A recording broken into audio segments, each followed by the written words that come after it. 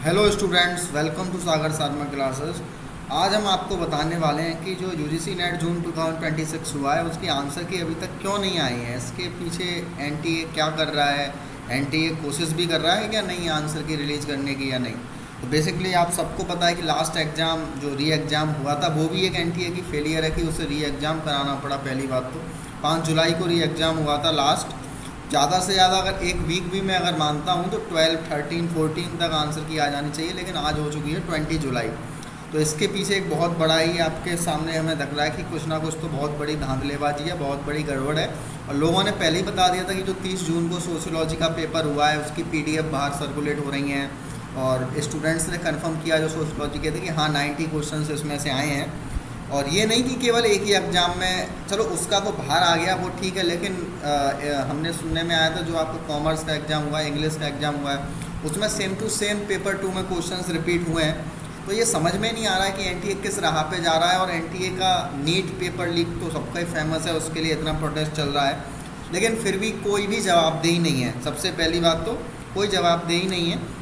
लेकिन हम थोड़ा सा अगर इसको एजुकेशन पॉइंट ऑफ व्यू से देखें तो क्या क्या डिस्कस होने वाला है। मल्टीपल शिफ्ट और री एग्ज़ाम ये तो हर बार होते हैं, तो इस बार कोई नया नहीं है, ये रीज़न नहीं है। लेकिन हाँ, अगर मैं मानता हूँ ये भी रीज़न है तो ज़्यादा से ज़्यादा 2 वीक लगने चाहिए, लेकिन अब तो 2 वीक से भी ज़्यादा हो गए।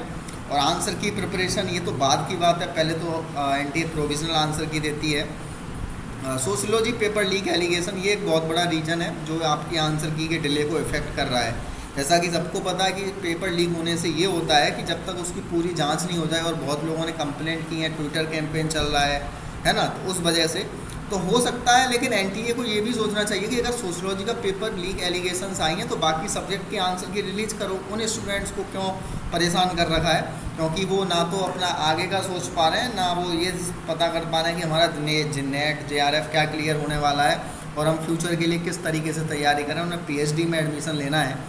और एनटीए का पास रिकॉर्ड देखो तो वो भी कोई ज़्यादा खास अच्छा नहीं है। ऐसा ही चलता रहा है कि कभी उनका मल्टीपल फेलियर्स आते हैं, सिस्टम फेलियर होते हैं, बहुत सारे फेलियर आपको देखने को मिलेंगे। टेक्निकल ऑपरेशनल चैलेंजेस हमेशा रहते हैं एनटीए के द्वारा। Lack of transparency and communication, आप एनटीए से कॉल करोगे उनके हेल्पलाइन नंबर को, वो आपको बता देंगे हमें इस बारे में कोई आइडिया नहीं है। जब आइडिया नहीं है तो वहाँ बैठ के क्या कर रहे हो आप भी लोग। तो वो जो टॉप अथॉरिटीज़ हैं वो लोअर लेवल को कुछ भी चीज़ डेलीगेट ही नहीं कर रहे हैं, बताना ही नहीं चाह रहे जिससे वो पब्लिक को बता पाएँ। कैंडिडेट्स पे इम्पैक्ट हम सब देख सकते हैं, जो हमारे स्टूडेंट्स हैं। मैं भी इस फेज से गुजरा था क्योंकि मेरा भी 7 टाइम जेआरएफ हुआ था। तो क्या इम्पैक्ट पड़ता है उसका रीज़न एनटीए था मेरी फेलियर का, यानी वो अलग बात है। लेकिन हाँ, मेंटल स्ट्रेस और अनसर्टेनिटी, करियर इम्पैक्ट बहुत ज़्यादा रहता है। अब वे फॉरवर्ड एंड सॉल्यूशंस क्या है, what should NTA and government do now. सबसे पहले तो धर्मेंद्र प्रधान को रिजाइन करना चाहिए, या रेस्पॉन्सिबिलिटी तो और अकाउंटेबिलिटी तो लेनी चाहिए। बिल्कुल ये बात नहीं है कि आप हर चीज़ को उस चीज़ में बोल दो कि नहीं ऐसा पहली बार हुआ। पहली बार नहीं, अब तो ये एक हद हो गई है कि आप एजुकेशन को बिल्कुल सीरियस ले ही नहीं रहे हो। आपको ऐसा लगता है कि एजुकेशन स्टूडेंट्स हैं, कोई बात नहीं है तो वेट कर लेंगे। ऐसी बात नहीं है। केवल नेट का पेपर नहीं, आप छोटे छोटे पेपरों को भी देखोगे, वहाँ भी बहुत दिक्कतें आ रही हैं।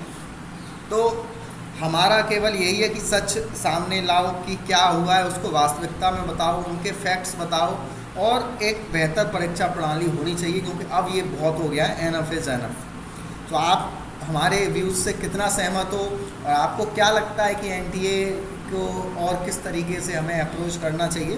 क्योंकि हमने ट्विटर पे चलाया है कैंपेन। अब बहुत से जो एजुकेटर्स हैं बड़े बड़े वो गए भी हैं, उन्होंने वहाँ मांग की है कि आप जांच करो। जब तक जांच होगी, अगर एनटीए ऐसा मान लेता है, कोर्ट ऑर्डर दे देगा, तो फिर आंसर की पे लंबी रोक लग सकती है। क्योंकि अगर एक पेपर पे लीक का आरोप है तो ऑब्वियसली मोस्टली सारे पेपर्स हो सकते हैं कि वो भी लीक हुए हों, उनका जो पेपर है वो बाहर ना आया हो। इसलिए कोशिश करते हैं कि देखते हैं क्या होता है। बाकी आप अपना लगे रहिए। बहुत मुश्किल होता है कहना कि लगे रहिए, प्रिपरेशन करते रहिए, लेकिन हाँ, एक समय बाद स्टूडेंट्स की मोटिवेशन टूटती है। सो कोई नहीं, सारे एजुकेटर्स आपके साथ हैं। आप बस अपनी तरफ से जो ट्विटर कैंपेन है जितना कर सकते हो, मेल कीजिए, एनटीए को कॉल कीजिए, तो ये आप कर सकते हो। बाकी आज की इस वीडियो में इतना ही।